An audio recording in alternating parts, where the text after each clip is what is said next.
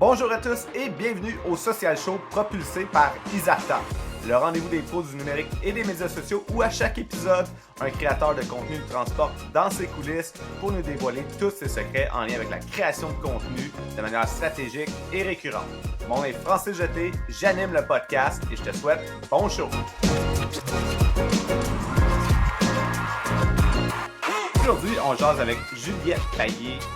Juliette, qui est une spécialiste de l'humour. Elle est enseignante à l'école de l'humour. Puis, elle est aussi une créatrice de contenu où elle intègre toujours des petites touches d'humour. Elle a eu la chance de travailler avec des grosses marques comme Maxi, les recettes d'ici, les producteurs laitiers du Québec.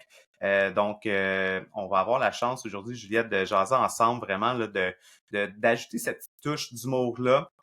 Donc, d'abord, comment ça va aujourd'hui? Ça va très bien, très contente d'être ici à ton podcast. Juliette, comment t'es tombée dans la création de contenu à saveur humoristique? Disons, moi, j'étais tombée dans l'Internet très jeune. Donc, les chatrooms sur Hotmail en 98, tu sais, les forums, tout ça, j'étais là assez tôt.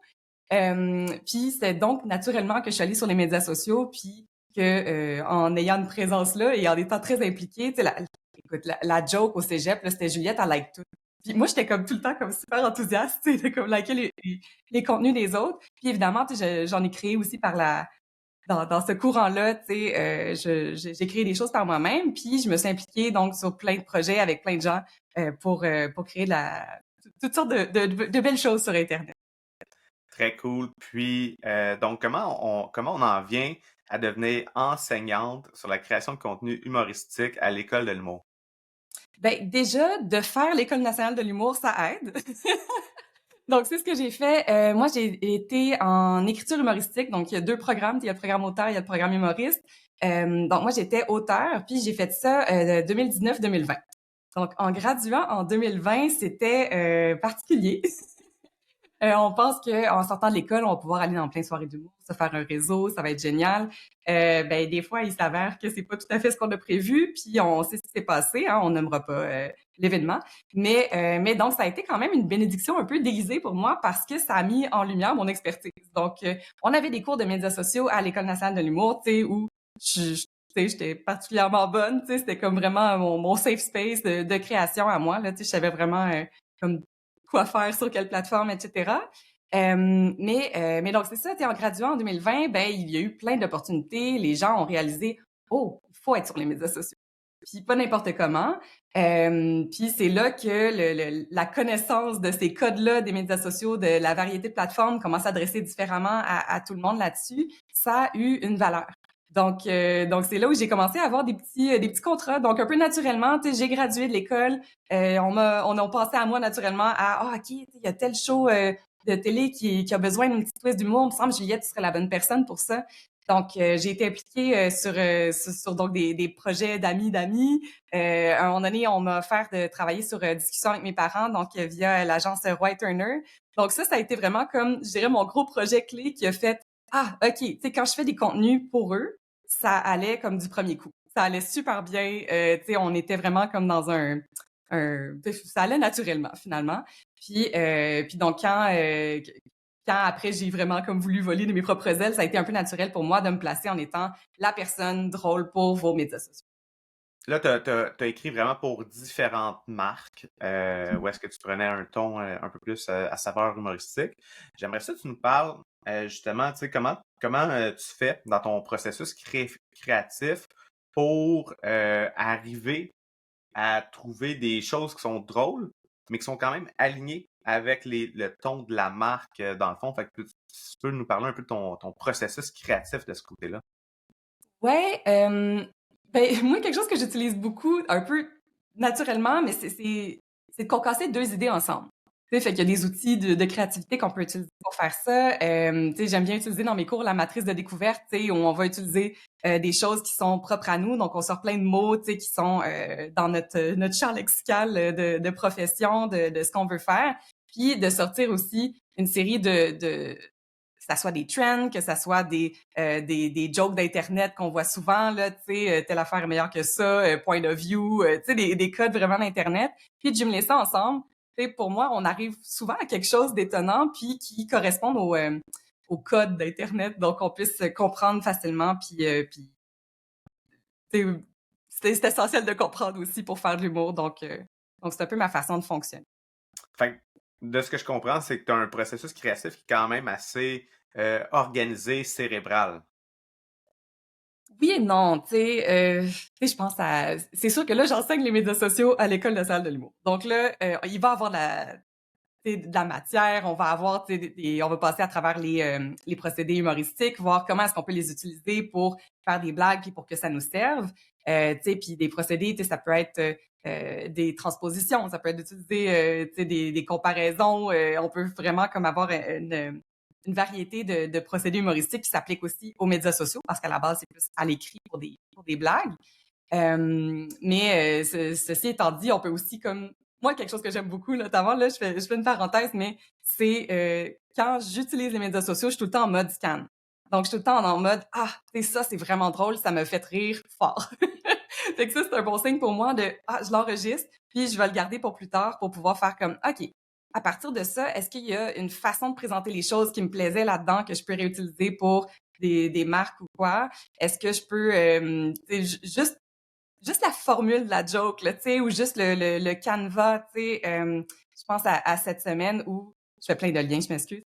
Je pense à cette semaine où j'ai fait une publication LinkedIn pour la Saint-Valentin, puis en rappelant qu'il y a des templates qui existent, tu sais, puis là de dire qu'il y a deux choses qui peuvent être en relation, puis ça, tu sais, sur Facebook, on a comme telle personne s'annonce en couple avec telle autre Oui. personne. On peut utiliser ça pour faire des choses drôles. Tu sais, c'est un code, on a un référent commun quand on utilise Facebook, on a déjà vu ces choses-là. Mais ça peut servir à une idée autre, là, tu sais, dire, OK, bon, mais les jeans avec les côtes en jeans reviennent, mais ça peut être une relation de couple avec les jeans et les côtes en jeans, tu sais. Ouais, j'adore ce que tu dis parce que je veux zoomer in un peu sur ce que tu es en train de dire parce que c'est vraiment important. Il y a beaucoup de gens qui, quand ils sont sur les médias sociaux, ils sont en mode, ils scrollent puis ils passent le temps. Puis je Mm. pense que toi puis moi, il y a quelque chose qu'on a en commun, c'est que quand on est en train de consommer du contenu médias sociaux, on est en mode un peu plus analyse, on est en mode un peu plus Ouais. comme toujours en mode trouver de l'inspiration si on veut pour pouvoir s'y référer plus tard. Moi, c'est comme ça aussi que mon cerveau fonctionne. Fait que dès que je tombe sur un contenu, je fais comme ah, ça pourrait être bon pour tel client ou tel client, Mhm. ou ça, je le sauvegarde parce que ça peut être une piste d'inspiration pour un autre contenu. Ça, je pense que c'est vraiment très, très, très important de développer ce réflexe-là. Puis, tu sais, tu parles depuis tantôt de mixer des thématiques avec des codes d'Internet. Donc, d'essayer de comprendre les codes. Quand je donne des formations de TikTok, tu sais, souvent, je dis aux gens, ben, l'élément numéro un que vous devez faire, c'est de passer du temps sur la plateforme pour comprendre, dans le fond, analyser puis comprendre. Ça a l'air simple, en guillemets, quand on donne ce conseil-là, mais c'est comment toi tu l'appliques concrètement, tu sais, prendre le temps d'analyser un post ou comment tu le fais de manière pratico-pratique? Ben, c'est drôle que tu en parles de TikTok parce que justement, dans les premières fois que je donnais le cours, je donnais comme devoir de trouver un trend TikTok. Puis pour moi, c'est super simple. Tu sais, moi, je vais comme scroller, puis je vais trouver des trends. Je fais comme, ah, tu sais, telle chanson a été réutilisée avec ce genre de formule-là, tu sais, ou de chorégraphie-là, de la conversation elle ressemble vraiment. Tu sais, je suis capable d'identifier ces choses-là. Fait que je pense qu'il faut avoir comme un esprit un peu analytique quand on consomme des médias sociaux. Ça nous draine peut-être plus que d'autres personnes aussi de faire ça. Mais donc c'est ça. Puis j'ai réalisé que peu de gens savent faire ça intuitivement. Puis c'est pour ça que maintenant je donne plus comme des formules prêtes à utiliser où on va comme pouvoir décortiquer ensemble.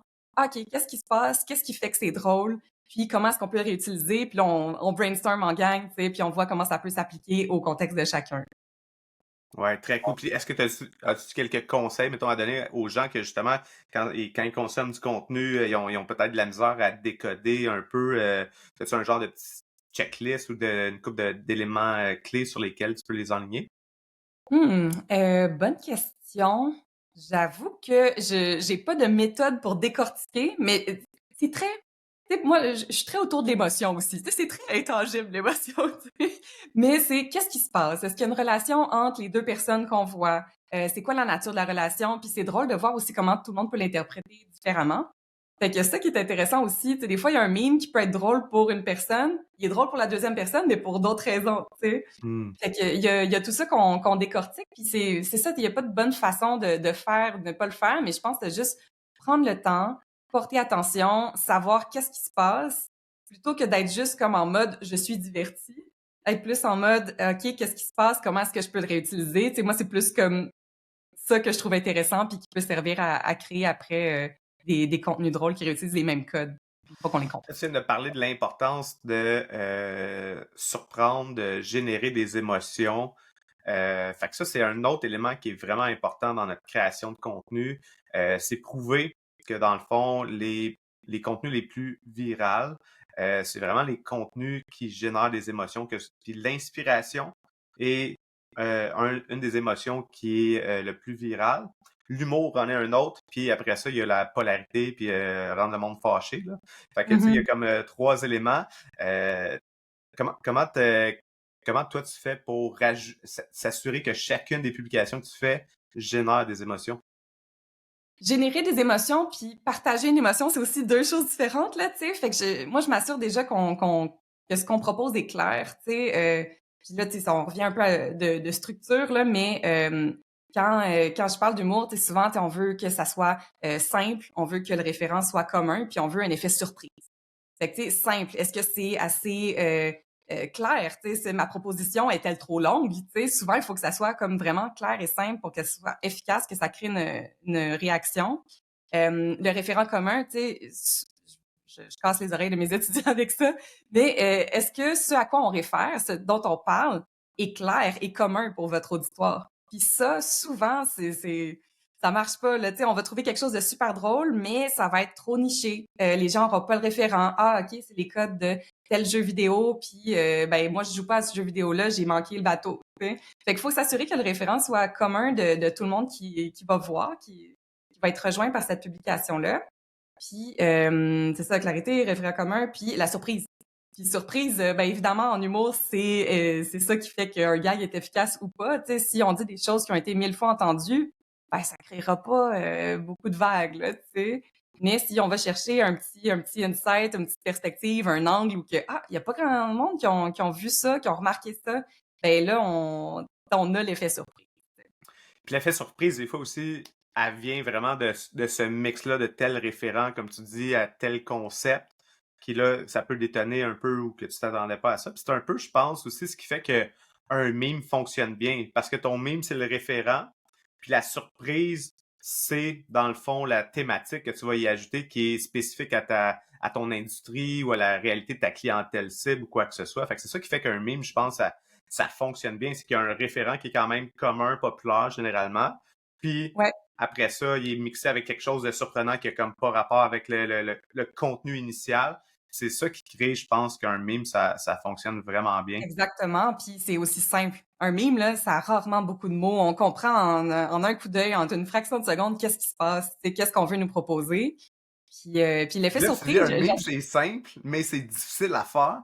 Puis on vient oui, d'expliquer exactement pourquoi c'est difficile à faire, puis pourquoi souvent les memes fonctionnent pas. Moi, ce que je remarque, c'est que souvent, soit le référent, justement, il est pas assez, il est trop niché ou il est pas assez connu. Ça tombe. Et où la thématique qu'on essaie de rentrer dans le meme, ben, est comme pas drôle ou est pas surprenante, justement, ou elle tombe à plat. Ou sinon, le meme, il est ben trop compliqué, puis là, tu comprends pas. Tu sais, je pense que c'est vraiment les trois ingrédients clés pour produire un meme. Je pense qu'on vient de trouver ouais, ensemble en on jasant. a crack de code.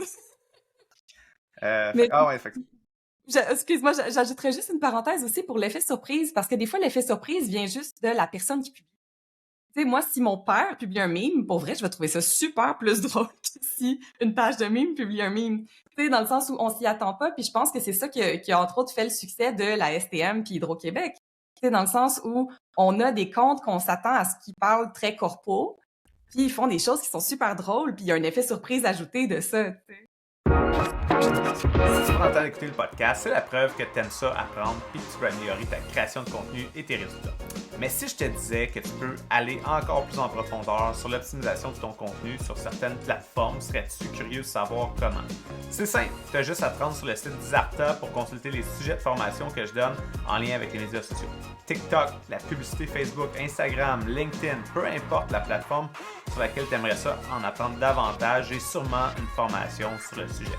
Tu aimerais développer ton propre podcast, j'ai aussi une formation là-dessus.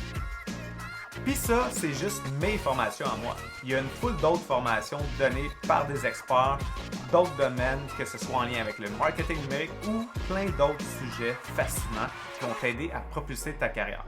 Visite formation.isarta.com pour consulter le calendrier des formations et t'assurer de réserver ta place. Merci à Isarta de commanditer le podcast Le Social Show.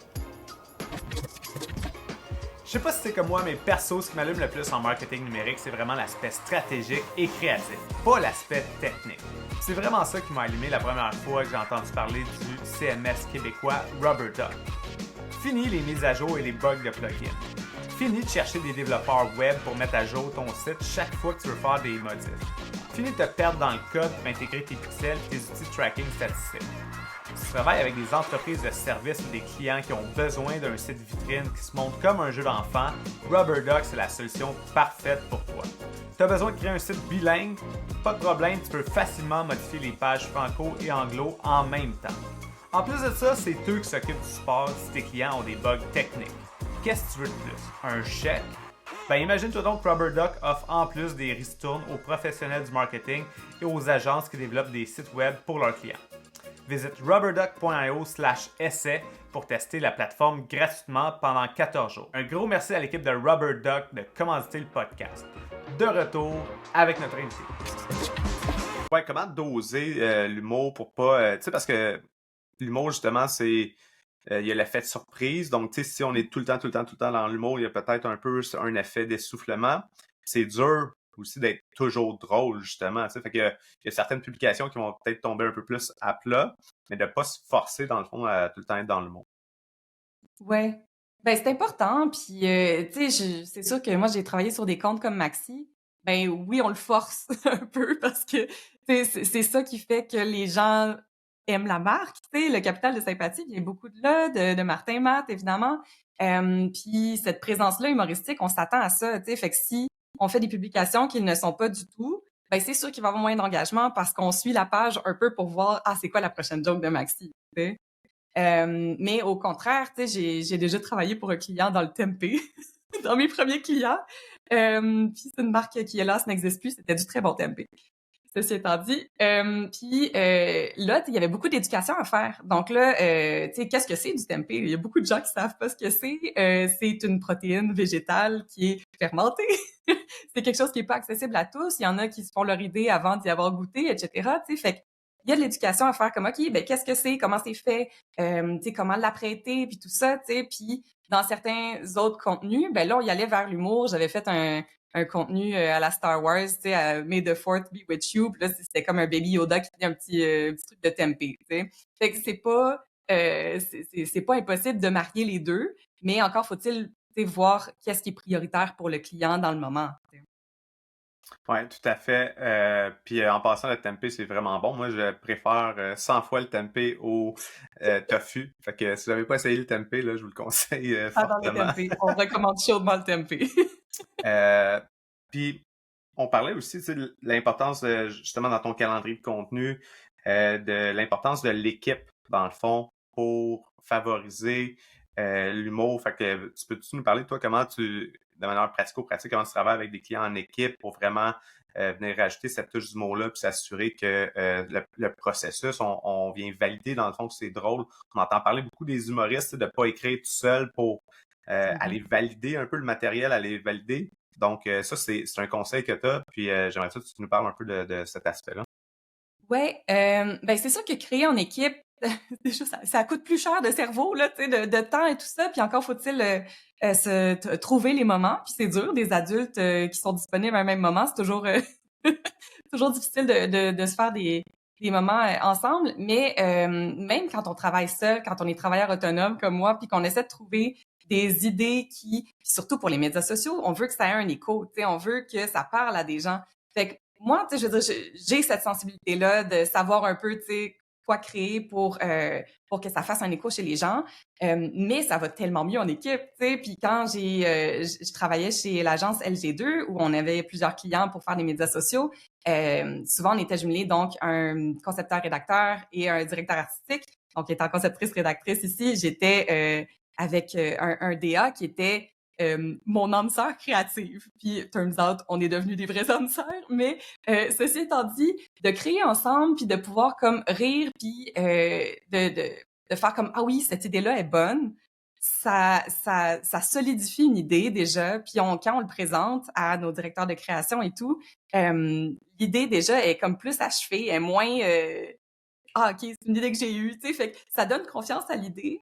Puis ça la valide auprès d'autres. Fait que, tu sais, si jamais elle est comme, oh, je sais pas, être un peu, des fois, t'as comme une petite incertitude et tout, ben, de travailler en équipe, ça permet justement de pouvoir amener une idée à un statut qui soit plus certain. Tellement, parce que moi, ça, à l'époque que je travaillais à RDS, j'étais dans la salle des nouvelles, puis j'étais avec plein de collègues qui étaient des monteurs vidéo, des rédacteurs web. Mm. Puis à chaque fois que j'avais comme un post que j'étais comme incertain, je les faisais lire pour avoir leur feedback. Puis là, on dirait juste le fait de les faire lire puis d'essayer d'expliquer, là, on dirait que boum, ça m'obligeait à préciser dans le fond. Puis là, on dirait que j'avais même pas, entre guillemets, besoin de leur input, que juste le processus de le montrer puis de l'expliquer, ça me permet de, tu sais, oh non, c'est ça que je devrais faire en fait, tu sais. Ou des fois, Ouais. justement, de valider que c'est vraiment solide puis que là, tu y vas avec, tu le publies avec confiance. Fait que ça, moi aussi, Le ce processus de processus-là, il est présenter super l'idée. important, là. Ouais. Ah, 100%. Le processus de présenter l'idée nous prépare déjà à OK, tu sais, mon idée pourrait être mal perçue, pourrait être mal, tu sais, interprétée différemment, tu sais. Juste le fait de se préparer à ça, ça nous sensibilise au fait que, ah, si mon contenu est pas assez clair en médias sociaux, c'est peut-être qu'il est pas bon. Ouais. Fait que, tu sais, il y a ça aussi. Puis c'est ça, tu soulignes de comme partager ton idée à d'autres personnes qui font pas les mêmes choses que toi. Puis là, tu sais, je parlais d'équipe créative où ça aide beaucoup de créer ensemble, mais de pouvoir présenter ça à d'autres personnes qui ont pas des métiers créatifs, qui connaissent moins les médias sociaux, parce que ceux qui reçoivent l'idée ont peut-être pas vu le trend, ils ont peut-être pas tous les codes pour comprendre, tu sais, à quoi ça fait référence. Ben, ça permet justement euh, de, de de clearer ça du chemin, là, tu sais, puis de clarifier ça pour tout le monde, puis la rendre plus accessible, notre public. Ouais, puis tu sais, des fois, on pense qu'on a la bonne idée. Finalement, en la présentant, là, c'est les collègues qui vont avoir le meilleur flash, mettons. Oui, ça va Mais l'amener que, tu ailleurs. sais, que c'est ça, fait que de le créer à deux. Puis l'autre chose aussi, on va parler de tester différents styles d'humour, mais justement, quand on fait ces tests-là sur les publications médias sociaux, l'autre endroit où est-ce que moi, je trouve que souvent, quand j'avais une publication qui était correcte, ben on dirait que dans les commentaires, c'est là que je trouvais comme la manière que j'aurais dû le tourner. Tu sais, fait que souvent Mm. les commentaires les plus likés ou quoi que ce soit, moi souvent c'est là que je voyais comme c'est ça j'aurais dû écrire en fait. Tu sais. Donc il y a ce feedback là avec les collègues avant la publication, mais il y a le feedback aussi avec la communauté après la publication. Ah, c'est intéressant. Tu vois, moi, je le verrais pas de même. Si quelqu'un écrit quelque chose qui a plus de likes, peut-être que la publication elle-même, on dirait que je suis comme, ben, ma prémisse était assez bonne pour que ça crée de l'engagement. Tu sais, je veux dire, déjà, chapeau, là. Ouais, ouais, Tu sais, ouais. si les gens ont eu envie de faire une surenchère, là, tu sais, c'est comme ça que ça s'appelle quand tu fais une joke, il y en a une autre Ouais. qui top up, là. Mais c'est ça, tu sais, des surenchères, ben, c'est qu'à la base, on avait quelque chose. On avait un bon insight, on avait comme un bon terrain humoristique. Fait que, tu sais, en soi, c'est déjà super, c'est un super bon signe pour moi, là. Puis c'est ça, justement, comment tu fais pour trouver le bon style d'humour pour la bonne communauté? Tu sais, comment on fait pour tester ça, différents styles d'humour? Puis tu sais, je sais pas si tu peux en profiter pour nous parler un peu de différents styles d'humour que les gens peuvent essayer de s'approprier potentiellement. Ouais, bonne question. Différents styles d'humour. Ben, tu sais, moi, quelque chose que je dis toujours dans mes cours, c'est essayer. Tu sais, il y a pas 1000 façons de savoir si notre communauté va réagir à certains types de contenus tant qu'on le l'essaie pas. Puis, tu sais, beaucoup de gens qui viennent prendre des cours, tu sais, pour comme se confirmer de ah ok, je vais me lancer bientôt, tout ça. Mais le meilleur moment pour se lancer, c'est maintenant. Puis tu sais, faisons des erreurs, apprenons. Puis c'est mon mot de l'année d'ailleurs. Là, moi, je suis comme dans l'action. 2024, c'est vraiment mon année d'action. Mais c'est ça, ceci dit, je suis prête, you know. Mais donc c'est ça, c'est de se lancer, ça permet d'avoir concrètement le feedback, tu sais, d'avoir concrètement des critiques constructives, tu sais, qui puissent nous servir puis qui puissent améliorer notre prochaine fois, plutôt que de se préparer puis de pas être au contact des autres encore. Il y a une préparation qui se fait en le faisant, là, finalement. On a parlé un peu des référents tantôt, s'assurer d'avoir un référent qui va parler à notre clientèle cible. Donc, ça, c'est quelque chose d'important.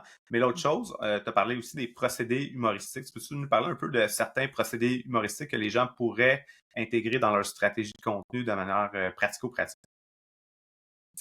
Oui, procédé humoristique, ben, je pense à la personnification, par exemple.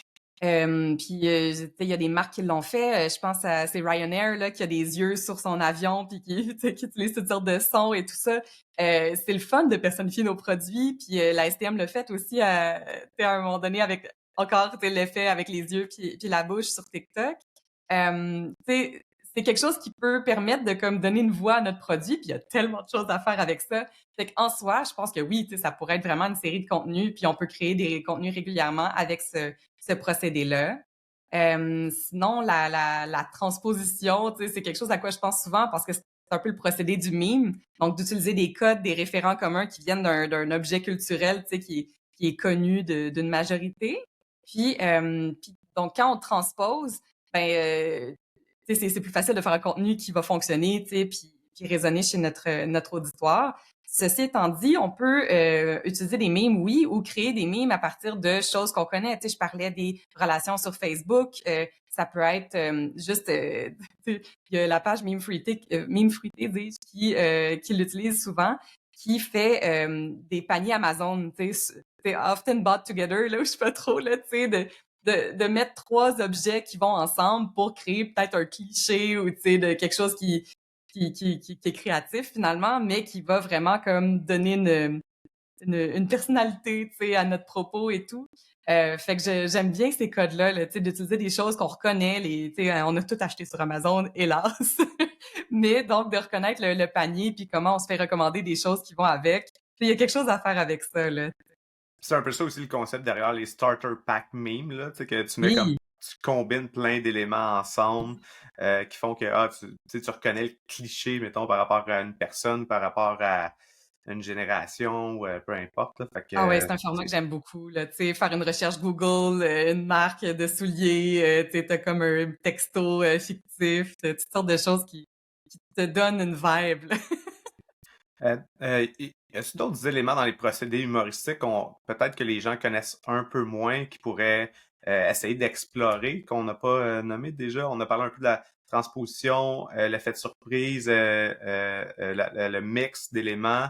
Y a-t-il d'autres choses qu'on pourrait essayer d'utiliser comme procédé humoristique? Ouais, là, évidemment, à chaud comme ça, je les ai pas tous en tête, mais je pense à il y a la règle de 3. Tu sais, souvent, on va le voir plus à l'écrit, mais ça peut très bien vivre aussi avec un visuel. Tu sais, c'est de mettre deux éléments puis qu'il y a un troisième qui surprenne. Là, tu sais, fait que qu'on ait une liste d'épicerie puis que le troisième est un peu off. Tu sais, ça peut contribuer aussi à rendre quelque chose de comique. Euh, c'est ça. Sinon, des jeux de mots. Des jeux de mots, c'est sûr que ça c'est un procédé humoristique tu sais, qui est assez connu, là, tu sais, puis utilisé. Puis là, je pense à cette semaine, justement, avec la Saint-Valentin, on a eu beaucoup de contenu humoristique sur Internet cette Ouais. année, particulièrement. Tu sais, Cana qui a embarqué, la STM a changé ses noms de stations pour station d'amour, tu sais, des choses comme ça. Fait que, tu sais, on a des bons jeux de mots ici qui peuvent être très utiles et funny. Moi, je suis un grand fan de François Pérusse et donc de jeux de mots aussi. Fait que Oui. effectivement que ça, c'est le genre de contenu qui peut être super intéressant à tester. Là, on parle beaucoup de tester des trucs, tester des référents, tester des procédés humoristiques. Mais quelles seraient les erreurs qu'on doit absolument éviter quand on veut essayer d'intégrer l'humour et qu'on commence avec ça pour pas avoir comme des blind spots? Ça fait qu'on a Mmh. déjà parlé de peut-être un peu partager avec le monde autour de nous là, pour Ouais. avoir leur avis. Ça, je pense que c'est déjà quand même quelque chose d'important. Mais y a-t-il des erreurs classiques que le monde font dans la création de contenu qui devrait essayer d'éviter quand on essaie d'être drôle? Tu sais, on parlait plutôt aussi de prendre le temps de, comprendre qu'est-ce qui se passe, c'est quoi les codes d'un trend puis tout ça, tu sais, puis ça tu sais, on l'a déjà vu là des gens qui essaient de refaire un trend puis ça marche pas ou ça lève pas ou c'est un peu off. Tu sais, fait que je dirais prendre le temps de OK, pourquoi est-ce que ça c'est drôle? Tu sais, est-ce que c'est parce que c'était je pouvais m'y reconnaître ou est-ce que c'était parce que c'était super niché que personne fait ça, tu sais? Puis des fois, de juste comme se questionner à voix haute, tu sais, puis brainstormer avec d'autres personnes aussi, encore une fois, ça aide à faire comme OK, ben mon idée que j'avais finalement, je pense que c'est pas ça qu'on veut faire. Là, tu sais. Fait qu'il y a ça qui peut aider. Peut-être, tu sais, quelque chose que je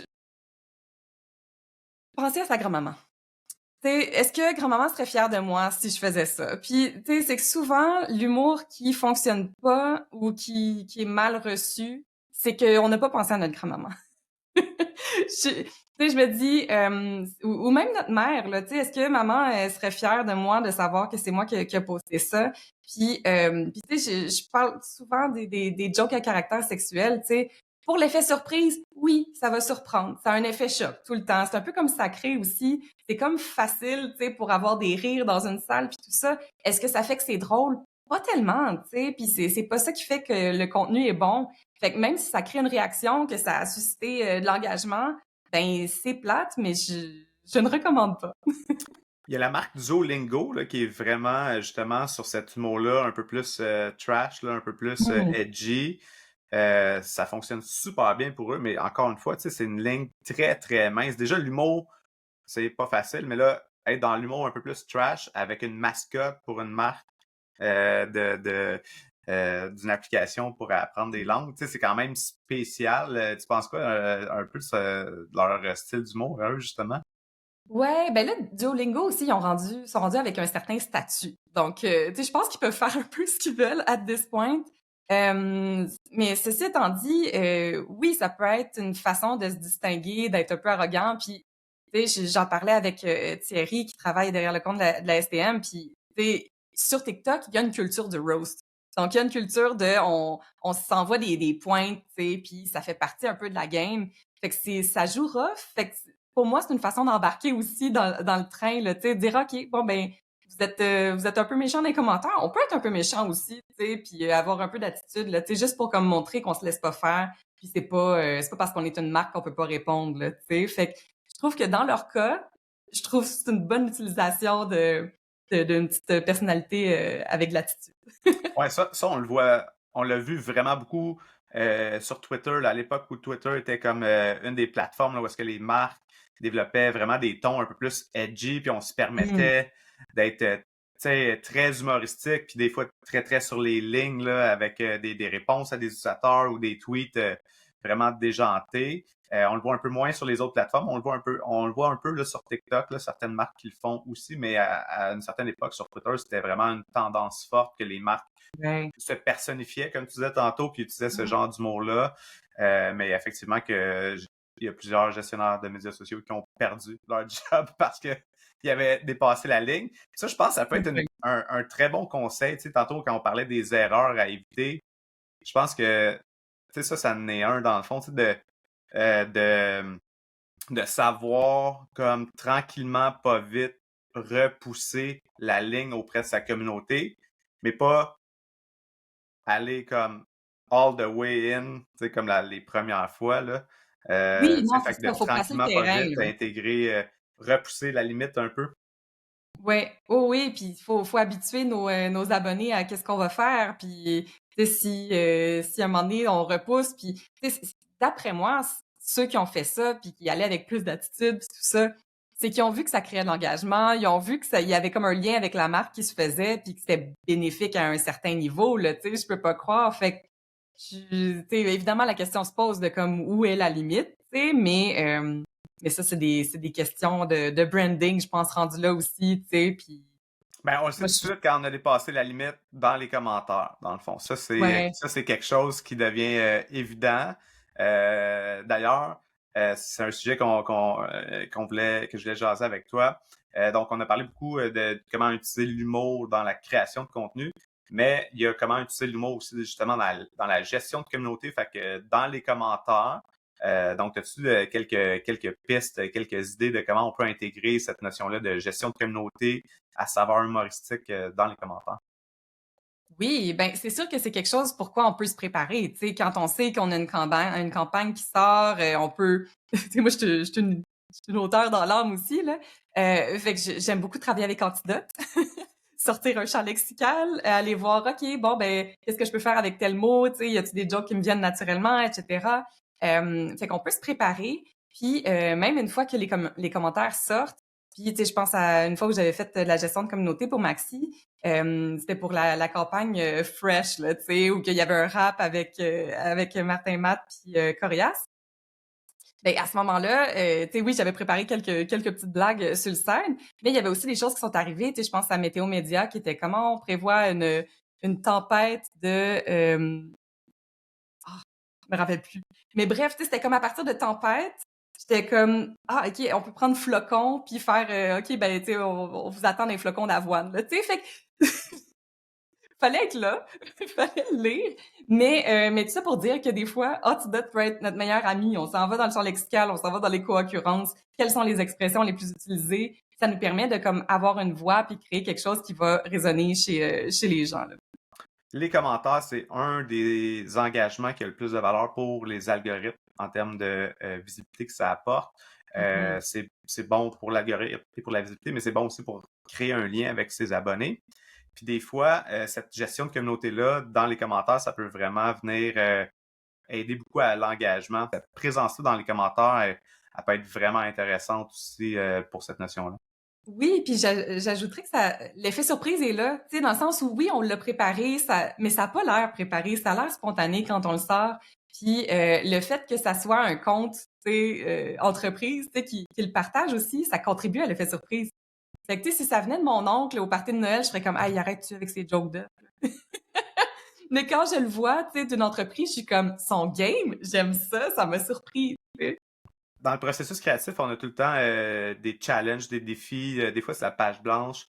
Tu nous parler de toi perso, c'est quoi tes plus gros défis quand vient le temps de créer du contenu? Hmm. Je dirais quand on me passe des commandes qui me tentent pas. Je pense au poisson d'avril, par exemple. Vraiment pas une fan du poisson d'avril ici. Fait que quand on me dit OK, il faut faire un poisson d'avril, tu sais, je suis comme ah OK, fait qu'il faut faire soit des fake news, tu sais, faut berner le monde, les niaiser un peu, mettre un poisson dedans. Oh, tu sais, pas fan. Fait que ça, tu sais, j'avais trouvé ça tu sais, difficile la dernière fois que je l'avais fait, mais ceci étant dit, on a trouvé une façon, tu sais, puis là c'est évidemment, en créativité aussi, le plus d'idées on sort, le mieux on est, tu sais. Fait qu'on se permet de pouvoir choisir après, puis de pouvoir faire une sélection plus éclairée. Fait qu'on était arrivé à, tu sais, je pense à, c'était recette d'ici, où on avait sorti une fausse recette de fromage gratiné au fromage, tu sais. Fait que là, c'est ça, le poisson d'avril, on le sait, c'est le 1er avril, tu sais, puis les gens s'attendent à en voir sur leur fil d'actualité. Est-ce qu'ils se font niaiser? Non. C'est pas une fake news. On est dans des choses qui sont tellement évidentes que les gens vont juste embarquer puis taguer leur ami qui aimerait du fromage gratiné au fromage. Je serais sûrement preneur Oui, de cette t'en connais. recette-là. Depuis tantôt, on parle beaucoup des fêtes, là, puis tu sais, le poisson d'avril. Mhm. Souvent, pour les marques, on a tendance à vouloir y aller, là, mais tu sais, c'est tellement déjà des journées qui sont ultra occupées, tu sais, que dans le fond, tu sais, t'es pas obligé d'être là, je pense, ces journées-là. À moins que tu aies vraiment un bon flash qui est vraiment bien aligné avec ton brand, de le faire puis que ce soit forcé, là, je pense que c'est pire. Oui, puis s'il y a des petites et moyennes entreprises qui nous écoutent, qui n'ont pas les budgets de travailler avec une agence et tout ça, puis qui n'ont pas nécessairement un gros bassin d'abonnés, je dirais, mettez vos efforts ailleurs. Tu sais, il y a déjà beaucoup de gens qui publient. Tu sais, si vous n'avez pas le gag du siècle ou le truc que tout le monde va vouloir voir dans son feed, je pense que là, vous êtes en train de mettre des efforts sur quelque chose qui pourra pas rayonner autant. Tu sais, puis c'est dommage parce que tu sais, ça se peut que votre gag soit super bon, mais s'il avait été publié une autre journée, il y aurait plus de place pour vous, il y aurait moins de monde qui aurait payé en pub pour apparaître dans fil d'actualité, etc. Tu sais, fait que moi, je dirais ma recommandation générale, tenez-vous loin de ces moments-là où tout le monde publie, là. On va rentrer dans la zone des questions éclairs parce que dans mon offre de service, j'ai des consultations éclairs. Fait que on a Yeah! quelques petites questions éclairs. J'aimerais ça que tu me parles quand vient le temps de consommer du contenu. C'est laquelle ta plateforme préférée? Moi, c'est Instagram, puis c'est plus les stories. Instagram Stories. Instagram Stories. Ça serait quoi l'application ou l'outil essentiel dans ta création de contenu au quotidien?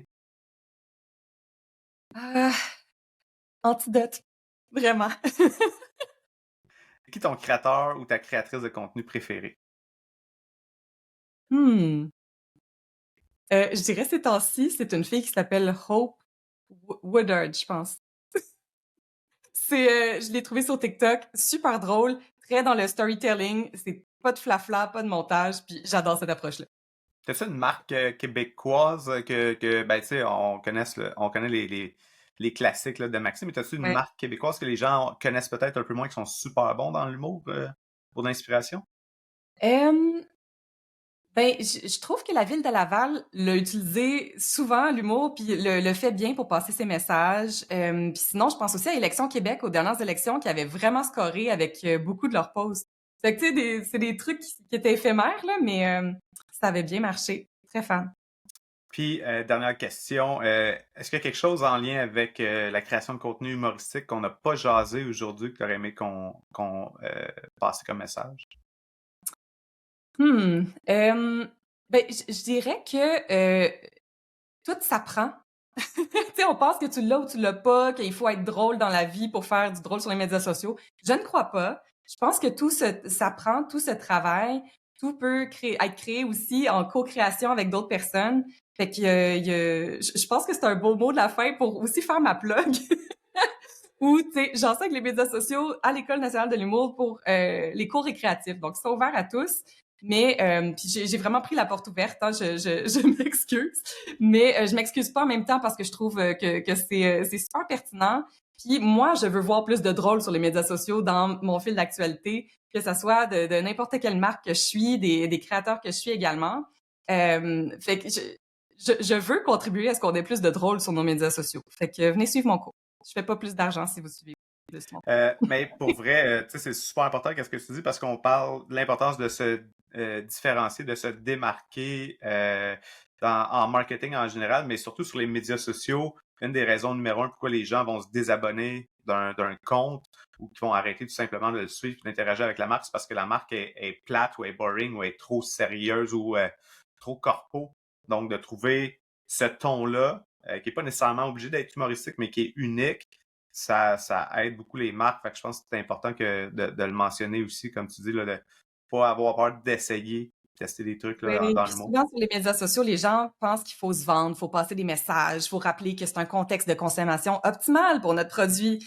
Et ben des fois, il faut divertir les gens aussi pour leur rappeler qu'on existe d'une façon qu'ils ont le goût de voir. Tu sais, fait qu'il y a toutes ces questions-là à se poser. Puis je pense que c'est bon qu'on ait ces conversations-là aujourd'hui, puis que ça puisse vivre. En terminant, où est-ce que tu veux envoyer les gens qui veulent en savoir un peu plus sur toi? Ben j'ai mon .com, donc juliettepallier.com, où je regroupe en fait l'essentiel de mes dernières créations pour montrer un peu ce que je sais faire en création de contenu et tout. Ceci étant dit, je vous invite à me suivre sur LinkedIn si ce n'est pas déjà le cas. J'aime beaucoup y publier, surtout ces temps-ci. Et donc c'est ça, je partage des petits tips sur comment utiliser de l'humour sur les médias sociaux, des petites formules prêtes à utiliser. Et j'enseigne donc régulièrement, donc au printemps, c'est-à-dire à l'hiver et à l'automne à l'École nationale de l'humour, le cours de médias sociaux récréatifs. Donc, qui se donne cette session-ci en personne et de soir.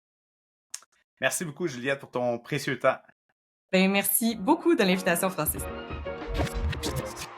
Merci d'avoir pris le temps d'écouter l'épisode au complet. J'espère que tu as appris plein de choses. Si oui, n'hésite pas à partager avec un ami ou un collègue qui est dans l'industrie de la création de contenu, des médias sociaux, des coms, du marketing. Et un merci particulier à Isarta, toute la belle équipe de Isarta qui propulse le podcast, mais avec qui aussi j'offre plein de formations. Tu vas en savoir plus sur toutes les formations que j'offre en lien avec les médias sociaux, la création de contenu, la publicité en ligne. N'hésite pas à aller visiter le site web d'isarta.ca. Une autre chose qui pourrait t'aider, c'est de découvrir toutes les manières que je peux t'accompagner. Donc, j'offre de l'accompagnement personnalisé, du coaching, des consultations éclairs et finalement, je t'invite à visiter mon site web pour en savoir un peu plus sur la machine à contenu, qui est un outil que j'ai développé pour t'aider avec ta création de contenu de manière stratégique, planifiée, structurée. Dans la machine à contenu, tu as une boîte à idées, tu as une section pour t'inspirer, tu as une section pour planifier ton contenu, des listes de best practices pour chacun des formats de contenu. Va voir la machine à contenu sur mon site web francisjeté.ca. Je ne retiens pas plus longtemps. Merci beaucoup, puis on se dit au prochain épisode. Ciao!